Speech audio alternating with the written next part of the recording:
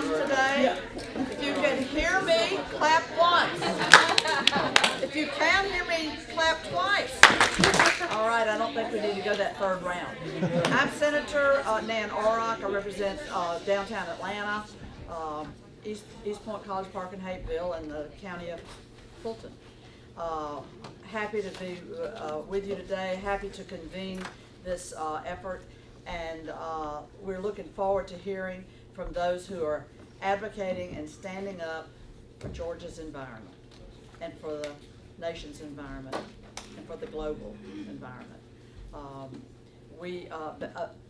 Two other I want to recognize in their absence, my colleague, Senate colleague, Sheikh Rahman from Gwinnett County will be joining us at some point, as will Becky Evans, who has been convening an informal group of legislators in both the House and Senate to put our heads together on working for good environmental policy here in Georgia. So this is, I believe, the third year that we've convened this hearing. I want to recognize colleagues from the National Caucus of Environmental Legislators who are with us from Washington, and I'm very happy to serve on the board, and we'll hear from them before we leave today. And I want to welcome all my colleagues that have been able to come. Do you all know what the count is for how many events that are happening under the Gold Dome today? It would boggle the mind. Even Representative Tieper would be shocked. It's not the old General Assembly, former Representative Tieper. There's a lot going on. County delegation meetings, caucuses, committees having their first organizing meeting, the standing committee. So thank all of you who have put this on your agenda and are able to be here with us today, both legislators, advocates, activists, nonprofits. We're all here together for an informative opportunity, and we all know we'll be following up with each other singly and in smaller groups throughout the session. The session is just launched today, really officially, with the State of the State by the governor. So let me turn this over. Jeanette Geyer, Environment Georgia. Most of you know her, and we really appreciate how you've been working with us to pull all of this together, Jeanette. Let me get you up on the screen. And we do have some folks that are joining us virtually in fact, the sustainability head person over at the City of Atlanta, I believe. Let me bring you on, Jeanette. You can continue with all the honorifics and let our folks begin their testimony. Thank you. Awesome. Thanks so much for your work. Thank you. Hello. My name is Jeanette Geyer. I'm the Director of Environment Georgia. I want to thank our partner in putting this on today, Georgia Conservation Voters. Mia got the awesome lunch. Thank you, Mia. I have just a couple housekeeping things. So first is we've got a sign-in sheet. Please sign in if you haven't yet. We've also got a bunch of fact sheets out there. We're also recording this, so our goal is to have a recording and then also to put everything together in one big PDF to be able to share with folks if you have to duck out early. We also have people joining online. Thanks for joining us remotely.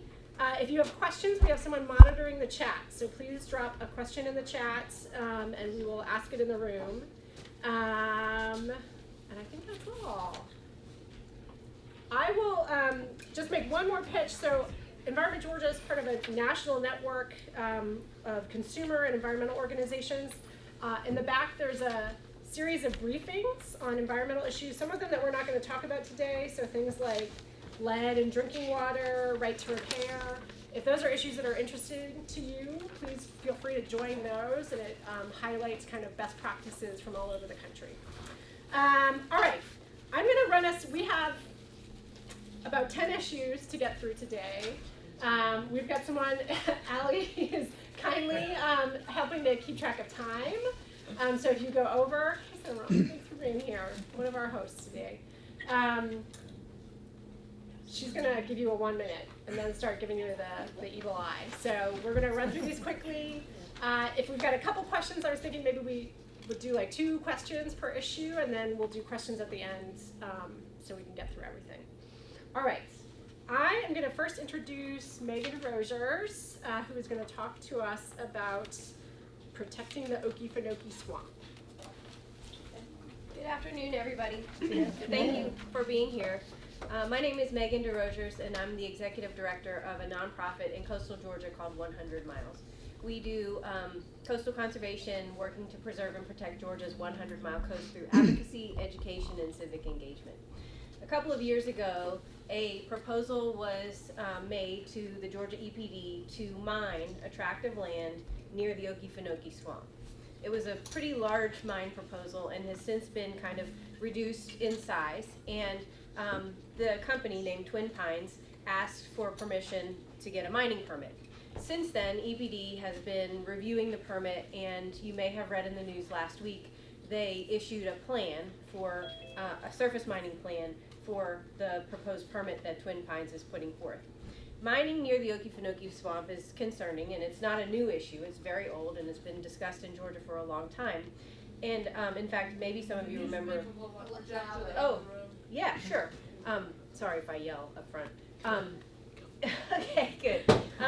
Mining in Georgia along near the Okefenokee Swamp is not a new issue. In fact, there's a very unique geologic feature in Georgia called Trail Ridge, and it contains heavy minerals, and it is those are highly sought after by mining companies. They include zircon, titanium, and so back in the 90s, a company called DuPont came in, and a big mining proposal was fought and defeated at that time. So there are now mining companies back asking to mine. Twin Pines is going through the permitting process with EPD, and we're working on that. At the same time, in order to prevent future mining proposals, a bill was introduced yesterday, signed by many of you in the room, thank you so much, that would prevent EPD from granting future mining permits along a very specific area of Trail Ridge. So we're trying to head off the Twin Pines mining permit, working through the regulatory process, but we're also trying to work through the legislative process to prevent future mining proposals from threatening the Okefenokee Swamp. And specifically, we're concerned about the integrity of that geologic feature called Trail Ridge. We're concerned about withdrawing water to use for mining and the potential impacts on the hydrology of the swamp.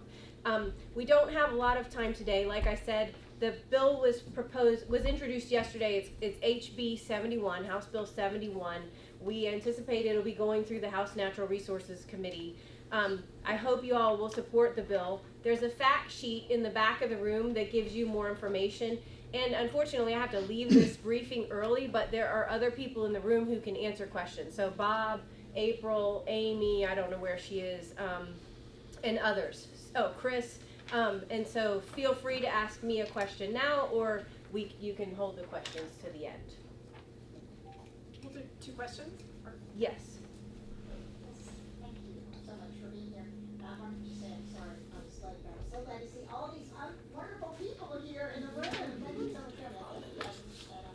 But I wanted to ask you about, most of us here in this room do believe in decarbonizing our environment, and we know that we have electrification, coming out the group, and that, of course, that means we have to have precious metals and mines for these batteries. And I asked our Department Economic Development Commissioner a question about this particular type of mineral. I mean, my understanding is this is not necessary to building a mining site for electric battery components. I mean, this is not as mineral, but I think we need to be able to talk about that, because we probably need to have some type of mining somewhere in America for electrification, and so we have to be ready to have that hard conversation, because we don't want to have everything in other countries' backyard. So anyway, I would just like to, I think if you can't answer that now, is that, my understanding is that it's not required, it's not one of these, key minerals, so if it is, I think we have to have that hard conversation. The question for the people on Zoom is the mining for the specific minerals that is being proposed here in Georgia, are those the type of minerals that are necessary for electric generation in automobiles? Correct, and batteries, right. Do you have an answer to that question? I don't know it. It is not. It is, Amy does. Okay, so I'm gonna repeat the question, the answer that Amy Sharma The gives. short answer is no, titanium is not used for that. It's used to make paint whiter. It is not a national security metal, and the places we get titanium from are America and like Japan and other close American allies. So it is not a national security, and it is not a threat for electrification. Okay, good. So Amy Sharma from Science for Georgia answered the question, which, and her answer is that titanium is not a national security mineral, and it's used for things like whitening paints and other substances. Toothpaste is another one. Yes, Senator James. Is that the same titanium that they put, for example, as replacements in my knee? In your knee. In both Yes. knees. Yes, it is. And I'm allergic to it. So can you tell me? But we didn't know that until surgery was complete. Oh, no. So it is something wrong with it then, right? Well, I think, yeah, it probably depends on the person, but, you know, I have titanium on my knee too. So And we have you're something doing in good. common, yeah. Yeah, I have it in both knees, and it kept swelling. Oh, no. So after 3 months of not healing and continuing, we found out I'm allergic, but they never asked me if I was allergic. So is that the same titanium that you're talking about? Yes. Pulling out of the... Yes, yes, yes. Thank you, that'll help me with my research. Other questions? Okay, turning it over. Thank you so much, everyone. All right. Thank you, Thank Megan. you. We're kicking this off. I should have explained. We're working to focus on issues where we know there's legislation either introduced or coming. There's obviously lots of other issues, and if we've missed something, feel free to come up to me afterwards and let me know. I'd love to know that. So next, I'm going to introduce Kim Scott, who's the executive director of Georgia 1, to talk about the Georgia Environmental Justice Act.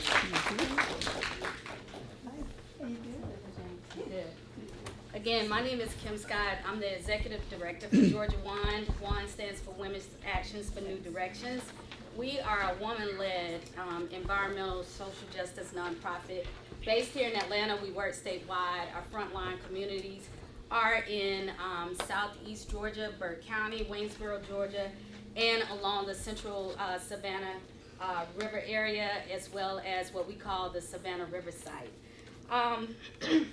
What I wanted to talk to today, and thank you to our coalition partners and our elected officials for allowing us to be here. Georgia 1 continues to sound the alarm of environmental, climate, and social injustices and strive to come up with healthy and equitable solutions to reduce nuclear harm in our communities. In our advocacy and as a nonprofit that educates about the environmental and health effects of radioactive and downwind exposure along the Savannah River site and in Burke County, Waynesboro, Georgia, we strongly support the reintroduction of House Bill 432, which is the Environmental Justice Act. And that's an act to study the disproportionate effect of environmental hazards on people of color, Black, and low-income communities from legacy pollution and the creation of the Georgia Environmental Justice Commission. And so we believe that this legislation will establish policies and processes to protect the health of communities consisting of Black, brown, and low-income families historically overburdened with legacy pollution in Georgia, and set policies for sharing the burden of energy production, waste, and disposal throughout the state.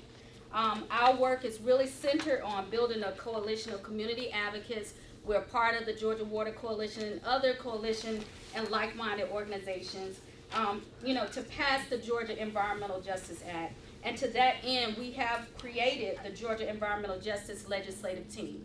So it will be a convening of like-minded organizations, and the legislative team will be composed of advocates and partners such as Eco Action, so we're already working with them, who are passionate about the creation of an environmental justice commission.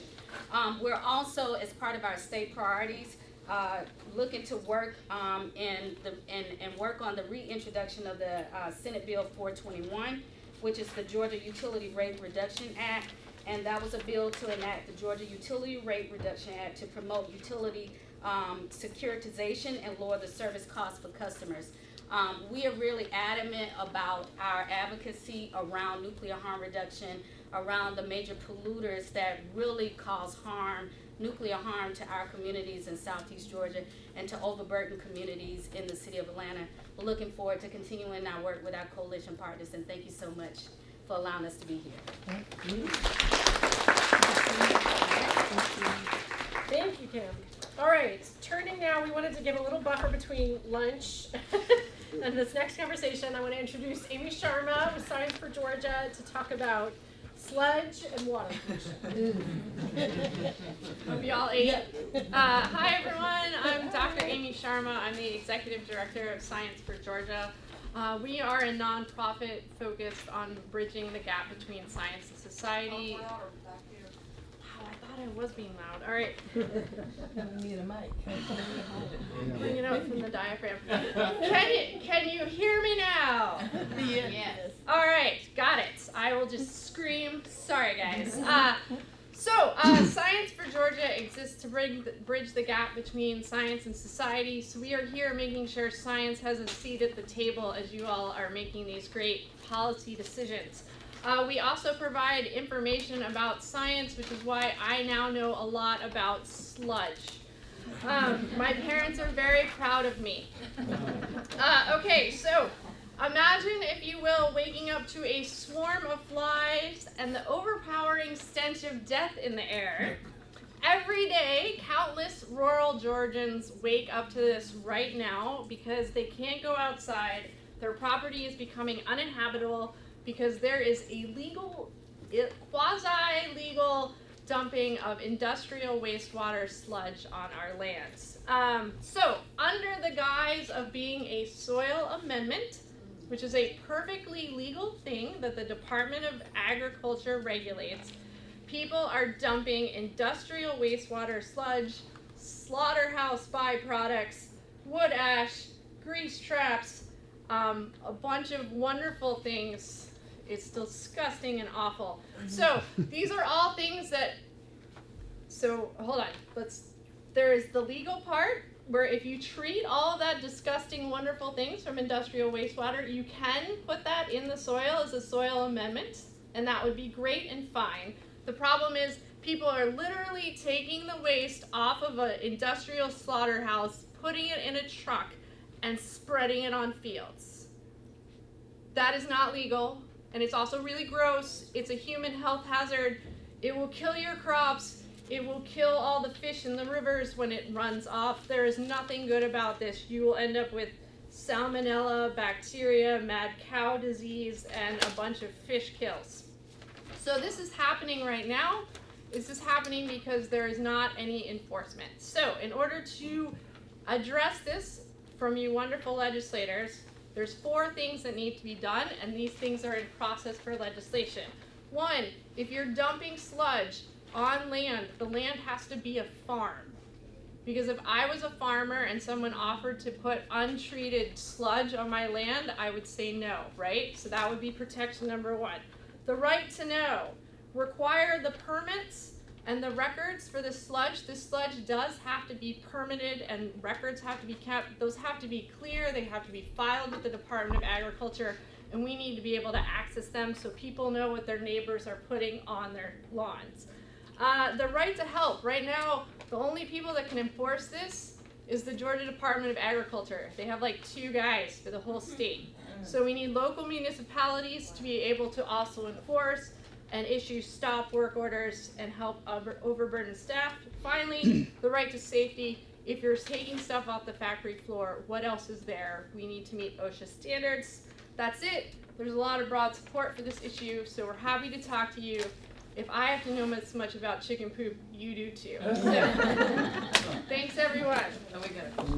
Yes. So, Representative Barry Francis, so I actually testified, when the right to farm bill was in the House about the distance, the buffer distance, for, municipalities or whatever, and I think it's 100 yards for soil amendments.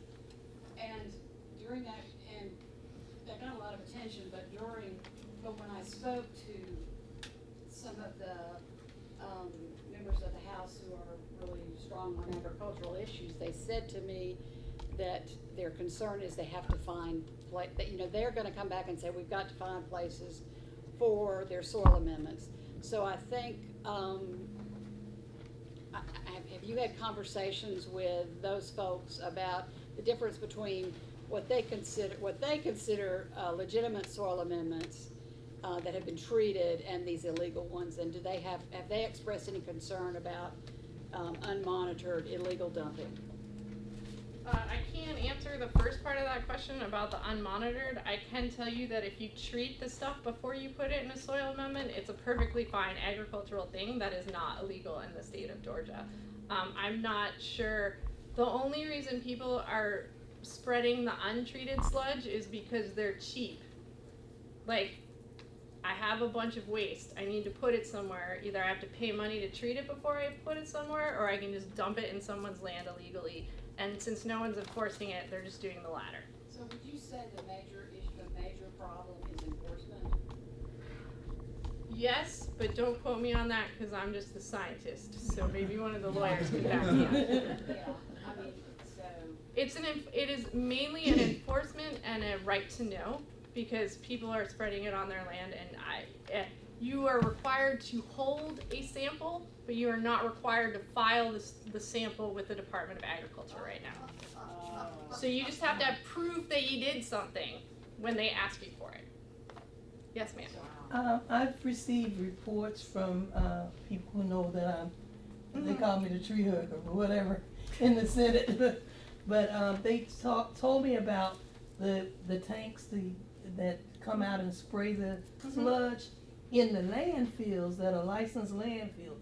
Is that illegal? It should be. I know they have to cover the trash every day at the end of the day. They're supposed to anyway. And so I know we're close to the Chattahoochee River, and I don't know if it's leaching down and going into the water or what. I do not know about the legality. I'm looking at you, Bob. We can follow up with you about that. Yeah, we can totally look into that. Because they have one in my community, near the airport. Quickly. So, I'm April Lipscomb. I'm an attorney with Southern Environmental Law Center, for those of you who don't know me. I know there has been some concern about landfills taking in material that's too wet, and so EPD has started prohibiting certain types of materials from going into certain landfills that are too wet. So if that might be the situation you're looking at, where this material is just too wet for the landfill. And I think that's something that they're still technically kind of working on right now, and it's also sort of a case-by-case basis. So Does it need to be reported? Should so- we report it? well, the landfills should have all that information, and so we'll see. If you're getting reports, you should probably contact EPD. And then I was going to mention one more thing. I do want to let folks know that the Department of Agriculture did adopt rules. So they went through the regulatory rulemaking process this past year, and they did adopt rules that do strengthen some of the requirements for these industrial byproduct derived soil amendments. So the rules they adopted do somewhat strengthen the requirements. The issues that remain, however, are the things that Amy pointed out in terms of not giving local governments the ability to help the Department of Ag ensure that the rules are being complied with, and the other things. So just to make that clear to everyone as well. Oh, there was another question. They're not in charge. Can I answer her question? Real quick. Yes. So the sludge you're talking about, could it be burned before they put it in the landfills? No, you have to dry it, and then you have to basically put it through a composting process, and then it's pasteurized, and then you can put it on the land. They know how to do it right. All right, we're taking a turn to energy issues. There's been a slight change in our agenda. So Keith Hatcher, who is working with Vote Solar, is going to talk about the solar freedom legislation. Thank you, Gina. I appreciate that. Again, my name is Keith Hatcher. I represent a group called Vote Solar. What we're trying to do is make it more economical and make more sense for people to be able to put solar panels on their own roof. Georgia Power, I'm sure you've all dealt with the power company in years past. They are a monopoly, and they protect their monopoly viciously, which I guess I understand why they do that. but it just, they're not very favorable to people putting solar panels on their own roof. And I'll give you an example. When I started working with Vote Solar 4 or 5 years ago, they came up with a system and said, in order to put solar panels on your roof, you must purchase a $50,000 bond so that if your solar panels somehow create an electric overload, you can pay for the cost to rebuild the network.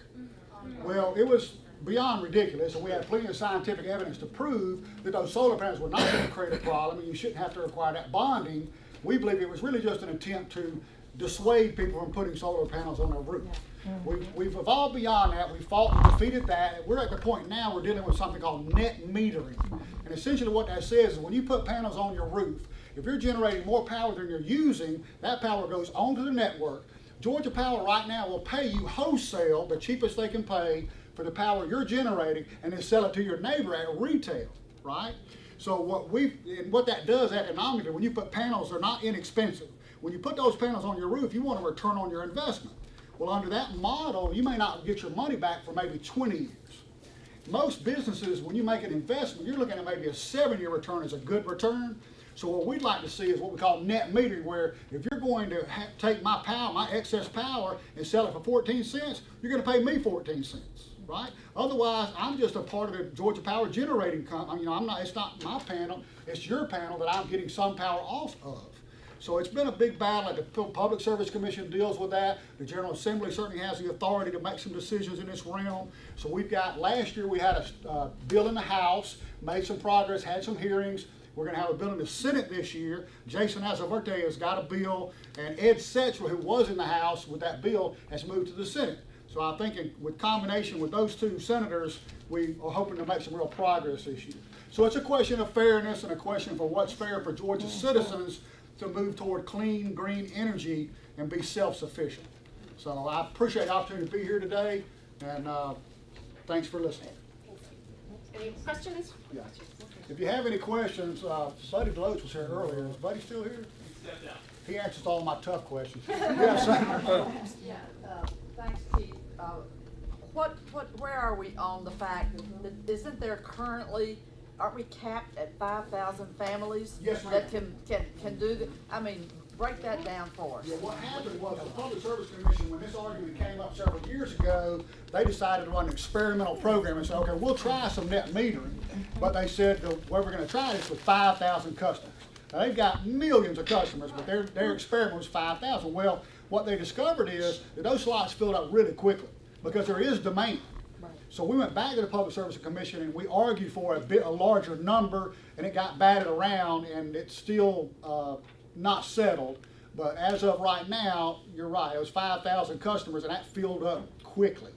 So we've got to open that market. That's part of opening the market up to all the consumers. That Georgia Power keeps putting up these barriers, but the truth is the demand is there. And like any emerging technology, the more people we can get involved and engage and put something, the cheaper it's going to become. And I probably shouldn't say this, but I'll tell you, the big key is the batteries. You know, right now you put a panel on your roof and when the sun's out, you get the power, blah, blah. We are quickly advancing in battery technology. At some point, I think Georgia Power is going to be in danger, because when you can buy your own battery and put your panels up, you won't necessarily need Georgia Power. And I think that's what's driving their opposition. Because you could store your own power. Yes, ma'am, exactly. And use it overnight, exactly, and use it overnight. That's their big fear, is that they may. I've got a neighbor who wanted to go the route, and it was a half a year to a year of jumping through hoops to get even started on this process. They got connection fees. They used to have Yeah, very yeah. large connection fees, Right. but litigated that down to a reasonable amount. So it's a constant battle, and net metering is now the forefront. So I'm definitely will come sit down with you and talk in more detail, because it gets more complicated. I just know this is a very diverse group, and I didn't want to spend too much time. Sure. But you and I will be meeting on it, and of course, Okay, Senator great. James as well. So I hate to keep asking questions, but has anyone talked to the EMCs and Georgia Power? Because this is the way of the future solar power. It is. And it's coming fast. And I appreciate that question. Yeah. I tell you what's going on. They should The be the ones EMCs to are be. more adaptable because they have membership, right? Their members won't access the solar. So what we're finding is in some EMCs, they're very willing to work with us. Others, I think, have fallen into the category of Georgia Power where they're fearful. Oh. And so they put in place some of the connection fees, they go as high as like $400. Some places it's $20, some places it's $400. It's the same thing. So we're fighting on that front as well. So but you're right, Senator. EMCs, it's a different business model. So thank you for the question. Thank you. Thank you. All right, I'm going to hand it off to Bob Sherrier with Southern Environmental Law Center to talk about energy debt securitization, which Kim was really nice to give us a little preview of. It's more important and fun than it sounds. Hi everybody, I'm Bob Sherrier. I'm with the Southern Environmental Law Center. And the issue that I want to talk to you all about is securitization. Over the past several years and in the coming several years, Georgia Power is raising rates for its customers. One tool that can help Georgians lower their electric bills is securitization, and we would support a bill like last year's Georgia Utility Rate Reduction Act, or GURA, which could save Georgians hundreds of millions of dollars by allowing for a lower cost capital financing structure for Georgia Power. So to take a step back, under the traditional model of utility capital financing, when an investor-owned utility like Georgia Power goes to build a new power plant or transmission lines, they finance that with a mix of debt and shareholder equity. Once those facilities are constructed, the assets become part of what's known as the rate base or the balance sheet, and Georgia Power is guaranteed a return or profit on that rate base and those assets. Under a securitization transaction, those assets or certain assets would there would be the option to instead issue bonds to third-party bondholders who would then own that, and the utility would pay off the bonds through a service charge, a dedicated service charge on customers' bills that over the course of the life of the projects would be much cheaper than having to pay the current way that it's structured. So securitization would result in lower costs for utility ratepayers. The bulk of the savings comes from avoiding customers having to pay the utility's earnings and the taxes on those profits. In our view, there are certain kinds of assets that are more suited to this option. Again, this would be an optional tool that Georgia Power could use with Public Service Commission approval to lower costs for ratepayers. Among those are Plant Vogtle and the cost overruns involved in that, retired coal units that are coming offline in the near future, and also environmental compliance costs. Securitizing some or all of those could result in, again, hundreds of millions in savings, and we also think that it sends the right message in that the investor-owned utility shouldn't be getting a guaranteed profit on mismanaged projects or legacy dirty energy investments. Thank you. I will try to answer questions as best that I can. So is there something the legislature can do independent of the Public Service Commission or not? Yes, the legislature would be the first step in the process to a securitized asset, and that would be authorizing the company and the PSC to approve that model. Okay. Mm-hmm. There would be safeguards in it as the commission would review it to make sure that it would only happen if it saved money and things like that. It's probably worth pointing out that other state legislatures have passed similar legislation that have resulted in savings for them.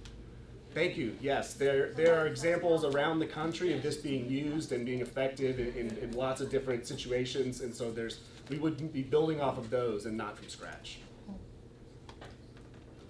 Good. Thanks, all.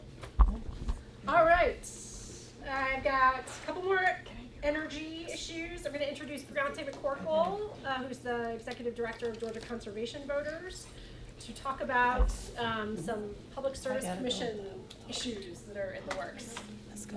Hey everybody, I apologize to those of y'all who've heard me talk about this at length for the past several months, but for those of you who haven't heard, I'm excited to share the news with you.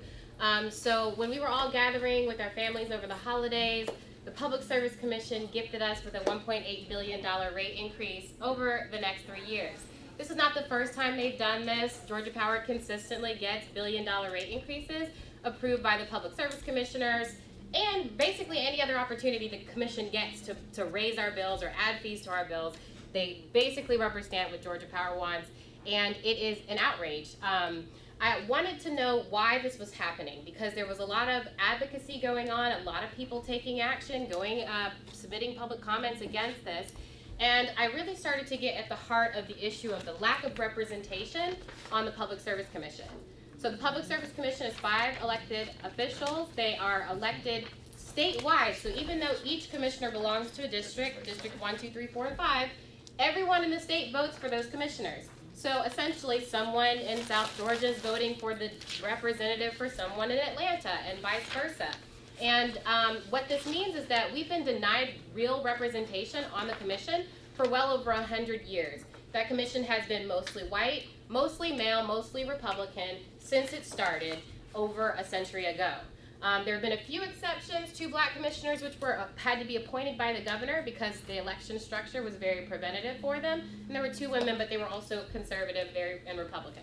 And so we decided that we wanted to challenge this election structure because it was illegally diluting black votes. And so we filed a Section 2 Voting Rights Act lawsuit challenging the at-large election method of the Public Service Commission. I won't bore you with the ups and downs of the court cases. Actually, that's kind of juicy, so if you want to catch me in the hallway, I'll tell you about that. But what actually ended up happening was that we won. It was a major victory in August. The judge sided with us, and they agreed that black voters were being denied representation, and that they ordered the Georgia Secretary of State to work with the General Assembly to reconstruct that Public Service Commission race. And so that was what we were planning on, was you all were going to be hard at work working to remedy those Public Service Commission elections. However, the state did file an appeal, and we had that appeal hearing in December. And so it was actually 2 days after Georgia Power got its $1.8 billion rate increase. And so we're waiting on the ruling from the appeals court, and it kind of sets us up for an if-then scenario, right? Our ideal outcome is that the appeals court upholds that original ruling in August, and that once they uphold it, then the legislature will receive some instructions to go ahead and start reconstructing that race. Exactly what that reconstruction looks like, this judge did not order it, but the judge will have to approve whatever the General Assembly comes up with. And so that's, of course, our preferred outcome. And let me say, once we get a new race, there will be a special election with those new rules. And so that's our preferred outcome. The other potential outcome is that the appeals court can overturn that ruling. And they can say, actually, the state's argument has merits, and this race is fine to proceed as is. If that happens, then we'll see the Secretary of State move forward with scheduling a special election using the old rules, which are very unjust and deny people representation. But it'll be, interesting because the Public Service Commission will be the biggest race in town this year, which it usually is not. And so, yeah, it's kind of an if-then scenario. But if things work out, there will be work for the legislature to do to make sure that we get fair rules and a fair election for the Public Service Commission. That's probably the fastest I've ever explained that. Let's go. Any questions? Couple questions? Do you know when the Court of Appeals has to issue the ruling by? Which term? They didn't give a firm deadline. Do we know when the Court of Appeals has to issue its ruling? So when are we expecting a ruling? And that's a good question because there was no firm deadline. The appeals courts move on their own time.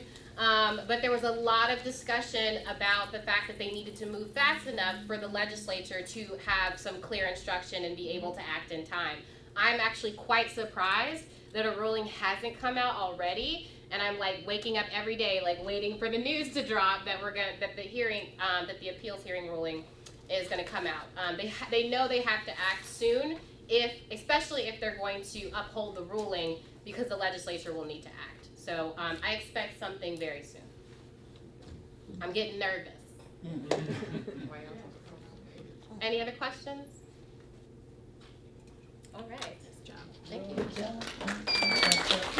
Can you make a noise? Yeah. Leave us.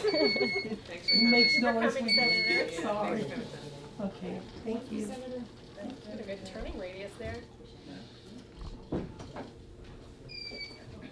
All right, I'm going to introduce Doug Tieper, who's the policy director, I think is your chair, with Georgia Conservation Voters. Doug, you want to come on down and talk about the Georgia's First Vote? Then what?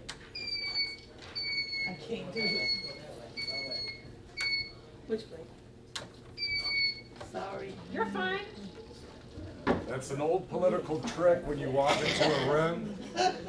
You want to be there, you want to be seen, and then you want to be gone. Which way, this way? No, that way,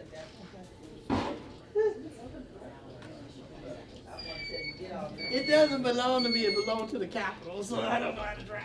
Sorry.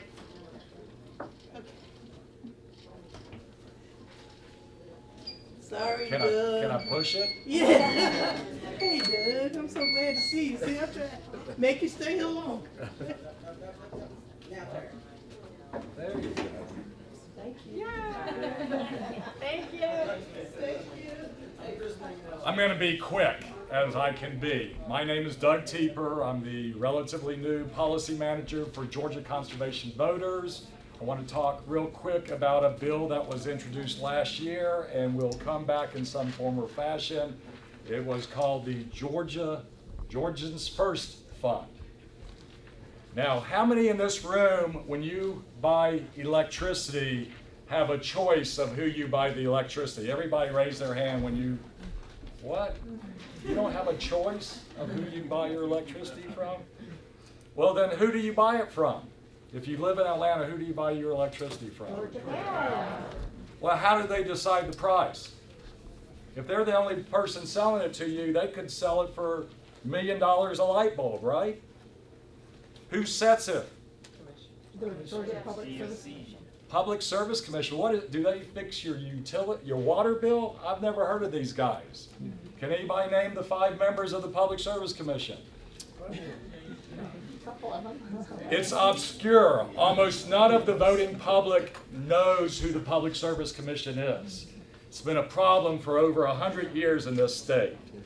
Some of us have been working on electric utility issues for many years, and year after year there's an election, and usually back in the old days, they were legislators who had served for 40 years, and someone died on the commission, and the governor would appoint an old legislator who had voted with Georgia Power for 40 years, and they got to go on the Public Service Commission to continue voting for Georgia Power. So let's talk about how they set the rates. Georgia Power has to build power plants, so they believe, and then they have to pay for it somehow. So they charge you, right? They have to recoup their money, but there's a little catch here. The Public Service Commission gives them a profit on how much they spend.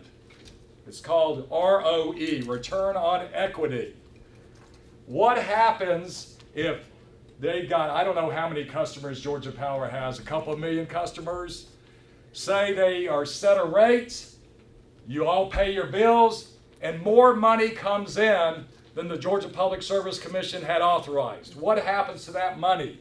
Somebody tell me what happens to that money. Where's it go? Do they give it back to you? Yeah. You don't get a check back from Georgia Power? All right, we've got an idea. It's called the Georgians First Fund. Money that comes in over the authorized amount of money will go into a fund. And what should we spend that money on? We've got an idea. How about we go into paying bill assistance for low-income folks or folks who are unable to pay for their electric bills? Energy efficiency, make their homes or buildings more efficient so they use less electricity. Weatherization, so that folks can fix up their homes so their homes aren't drafty in the winter and hot in the summer. Demand-side management, custom sited solar. which may include solar systems at multifamily housing and community solar. So you could take this excess money that Georgia Power shouldn't be charging in the first place and put it so that we could make something good happen out of it. And by the way, some of us are going to try to talk to Georgia Power to convince them that they want to reconnect people they disconnect who can't pay their bills, because in theory, the money will go back to them. Some of it will. So they should be in favor of this bill. One other thing, and I'm going to shut up. How many, so we had, during the pandemic, a lot of people lost their jobs. The economy shut down. And a lot of people who weren't working got their electric system disconnected because they weren't paying their bills. Thousands of people got disconnected. Do we know how many people got disconnected? No. There was some data that came out. I think it had, and I'm not exactly sure, but I think it had to do with the American Rescue Plan. If communities accepted federal money, then they had to actually put out into the public how many people got disconnected and were without electricity. It's hard for a lot of people to believe, but there are plenty of people here in Georgia who don't have electricity. They've been disconnected from their utility. What happened, the pandemic is, according to some people, over, and this information is no longer accessible. We want the utilities to share with us how many people are being disconnected from electric systems. It's just a transparency system. And I think everybody in the state of Georgia has the right to know how many people are living without electricity. So there's two parts to this bill. One is this fund that is an overage of the profits that Georgia Power is making, and the other one is a transparency portion of the bill. So that is it, and I'll stop. Yes? Yes, and who will be, has this legislation been filed again this year? It's not yet been. Repeat the question. She wants to know who's going to have the bill. It's in early stages. We're working with it a little bit. We've got a number of people who signed it last year who are all going to be contacted. We're trying to see if there might be a better strategy to getting this through the appropriate committees that it will go through. So the short answer is there's not a bill yet. There will be a bill this year. All right, thank you. Yeah. Yes? Hey, Doug, is it possible to get water utilities in that bill? Or is this electric? Actually, it's a very serious question because people get their water cut off all the time. The city of Atlanta has had a horrendous issue for years, and I cannot tell you anything about water other than the fact that some water systems do use electricity to clean the water, but that's another system altogether. But it's a very important. Some low-income people lose their utilities, and that's the point we're all making, either electricity, gas, or water. But this is particular to electricity. Thank you very much. All right, we're in the home stretch. We're probably going to go over, so I apologize. I'm going to give some just really brief talking points on electric vehicles and then hand it off to Patrick King with Southern Alliance for Clean Energy. There's a lot of energy around electric vehicles right now. It's very exciting. Georgia is poised to be a real leader on electric vehicles. And we have actually in the past, due to a really generous tax credit, we were, I think, like 5th in the country for electric vehicles per capita. So we've got a history here. There was a study committee this over the break about electric vehicles. We pulled together some basic talking points, I guess, of like anything that we do on electric vehicles needs to ensure these 6 very basic things. I'll run through those 6 basic things really quickly. We know bills are coming, and so we'll be working to incorporate these things in those bills, and then I'll let Patrick talk about one thing we do know that's on the horizon. So the first is we have one of the highest EV fees in the country. We should not be sending the wrong signal with really high EV fees.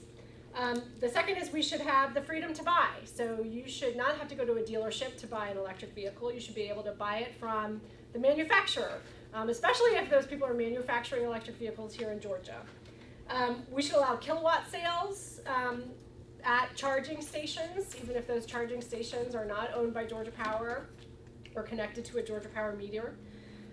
We should ensure fair deployment of EV infrastructure. So folks have heard of food deserts. We don't want charging deserts. So how can we make sure that we do the right thing up front and avoid charging deserts? And then we want to make sure that price gouging is not an option for electric vehicle charging. So those are our principles. We'll be looking to make sure those are enacted. Patrick, you want to come up and talk about what we know?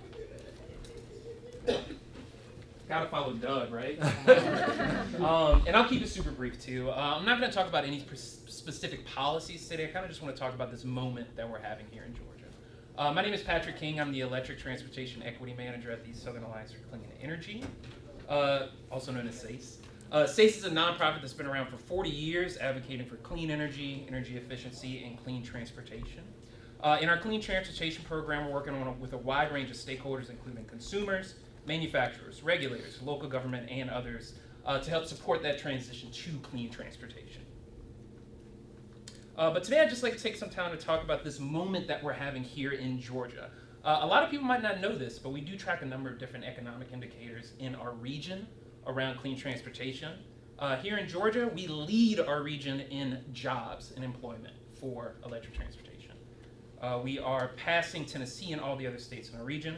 These include building the vehicles themselves as well as other aspects of the supply chain, including batteries.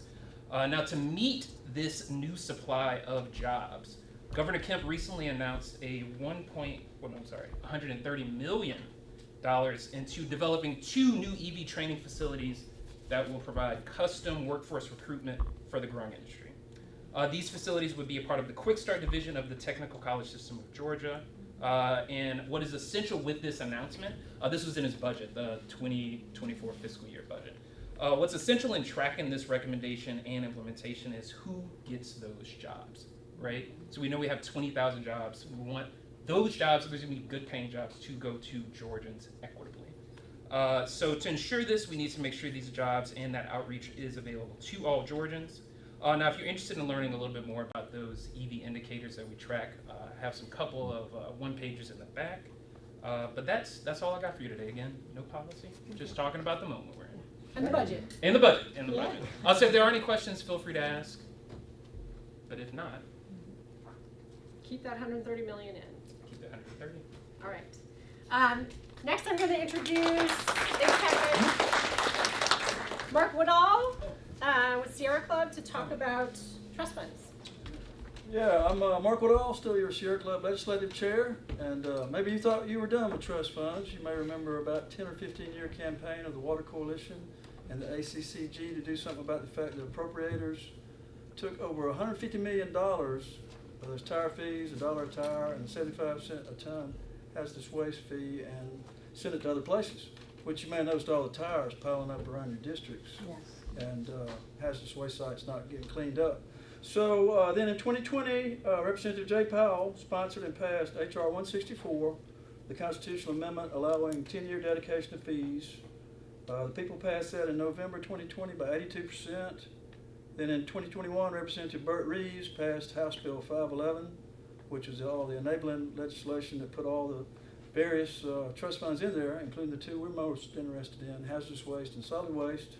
And then on July 1 of 2022, House Bill 511 went into effect, putting the money into where it's supposed to go. So if you look at your governor's budget document about page 40 or so, you'll see that in fiscal year 2024, the hazardous waste trust fund should be getting $17.5 million, and the solid waste trust fund should be getting $7.6 million. So hopefully we can now get out there and win the win and get all this stuff cleaned up. But as often happens with these big bills, some gets left out. So that's why we have House Bill 31 by Representative Buckner. Yeah, there's Representative Buckner. Fry, Leverett, Smith, and Smith.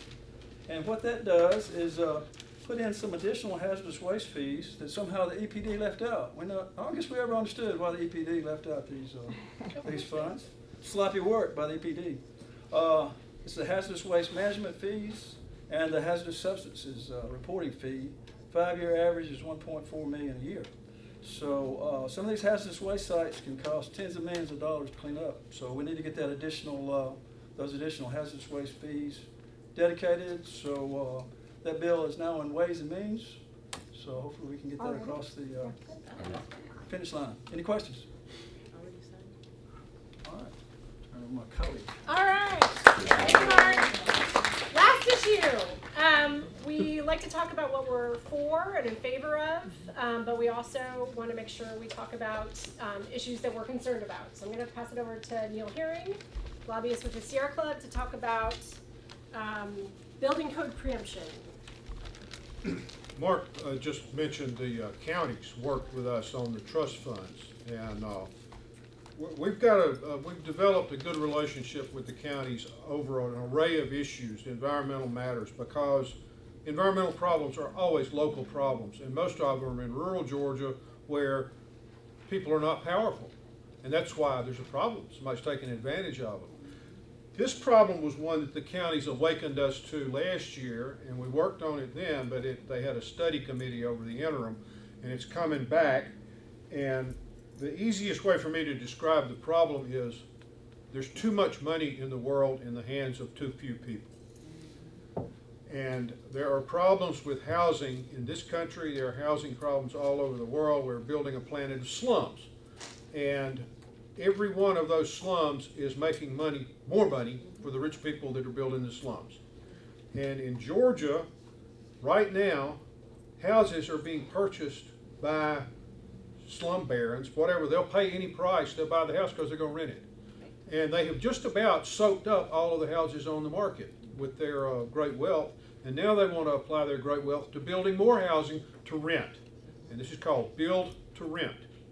And to make build to rent as efficient as possible in extracting money from wage earners and getting it up into their bank accounts, they want to build at a low cost, and they want to build quickly. And for that reason, they want to relax local building codes and zoning so that they can put up shoddy fire traps.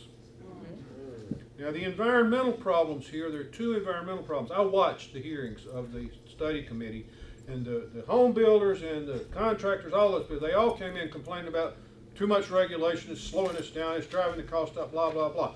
The main complaint by all of them was, it takes too long to get a permit to build in wetlands. What? It ought to take forever. Why would you build in a wetland, cheapskate?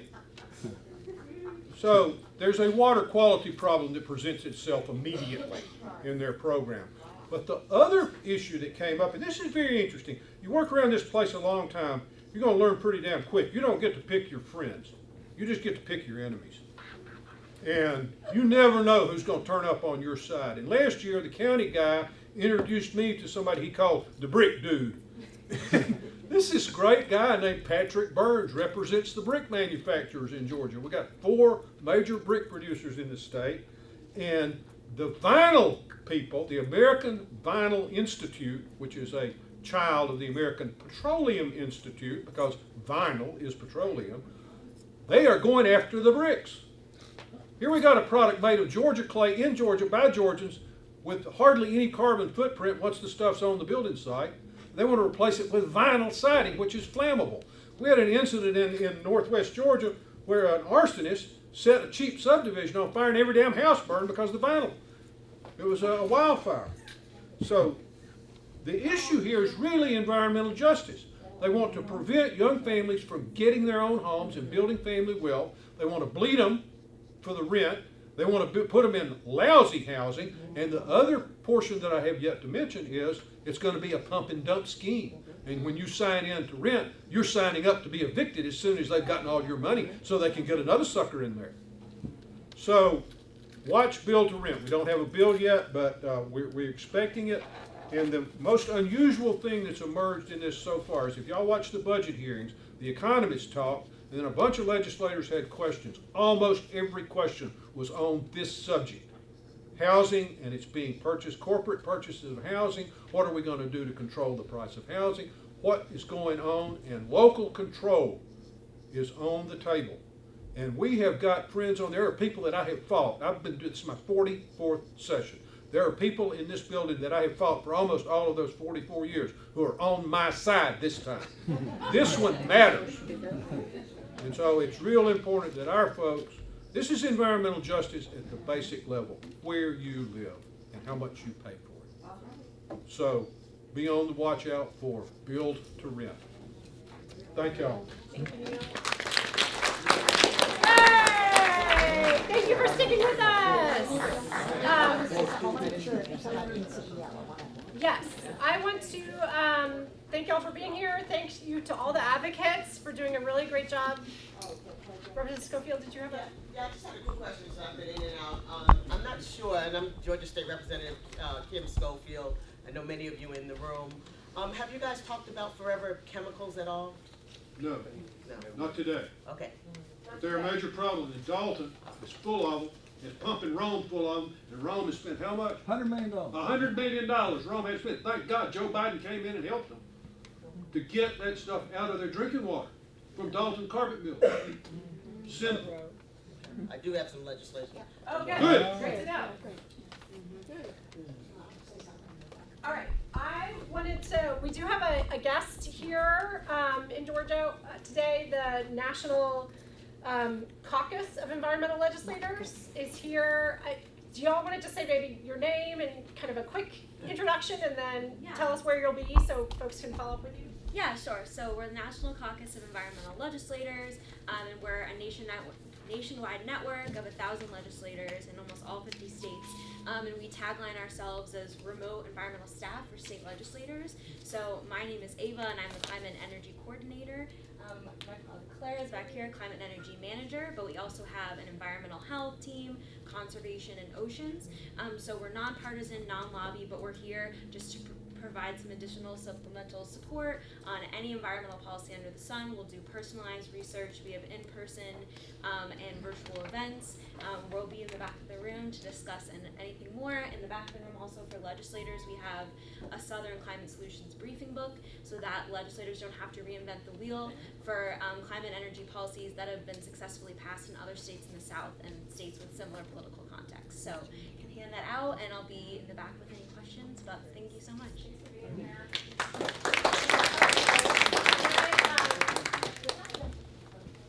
We've taken some photos throughout, so we could do a Pan down the. And we'll let Cinder or y'all want to lean in for a quick Lean in photo? for a photo. Lean in, y'all are calling on.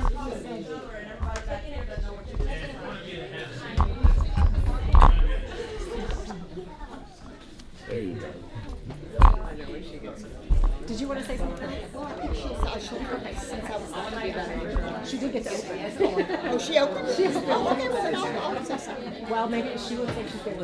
What is the plan so that people know what they're doing?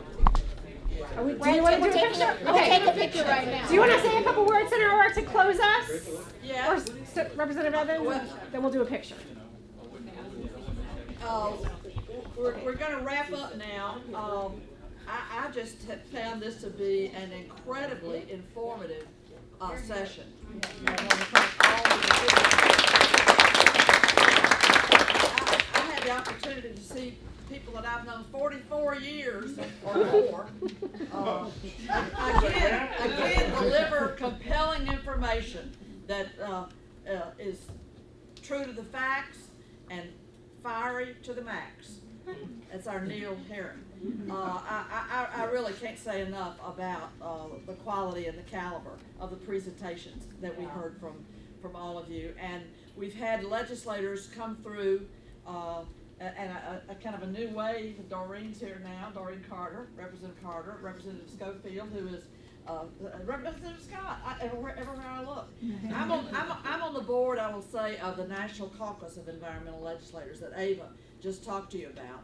And I just want to underscore the points that she made about turning off your phones when you're in a meeting.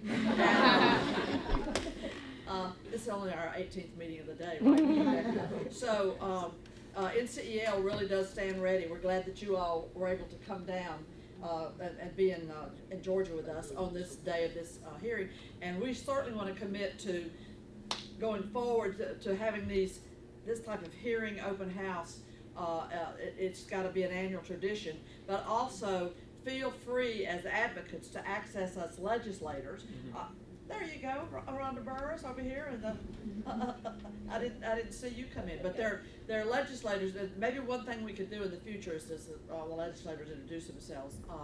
That's helpful. But people have been coming in and out. So I want to thank all of you who have participated. I've learned an enormous amount, and look forward to getting the materials. And we're gonna work on bills together going forward, and we'll look forward to at a certain point functioning as an organized caucus of the legislature. That's one of those things that you do it carefully and plan over time, as any of you know who are organizers. But that's the posture that we're in there, and we just cannot thank enough all the incredible advocates and messages that have been represented here. And the stakes are too high for anybody to go sit in the corner. We know what's at stake, and each presenter brought another compelling set of facts and a pathway for solutions. It's been invaluable from my perspective. I hope all of you all have gotten the same kind of value, and let's commit to go forward together, shoulder to shoulder, because the future of the planet is at stake. And if you think about what's on the line, and you all are here because you know what's on the line, we can't sit down. We cannot rest. Mary Frances Williams, a representative from Cobb County, a member of the Natural Resources Committee of the House. And I get so much done on that committee. But I'm like the gnat though, so it's okay, right? Or the flea or whatever. So my question is, we heard a lot about some bills. Is there anybody who could kind of give us updates on each of these bills, kind of maybe on a weekly basis?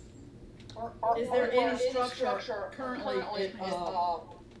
I know the Georgia Water Coalition has got loads of groups in it, and that's just an example of a big advocacy organization that works on many issues and has lots of participants. I don't know who's got the infrastructure to put together a comprehensive document. We've got, GCV and I can talk, and maybe we can figure something out, because we've got an energy coalition and a water coalition, and maybe, between those two. Maybe adding conservation. We've got Georgia Water, and then we've got the Each two, of so these we issues can has send what it I to y'all. call like a hall manager, which is the person who's kind of leading the effort in the hall. And it would be good to know who those people are.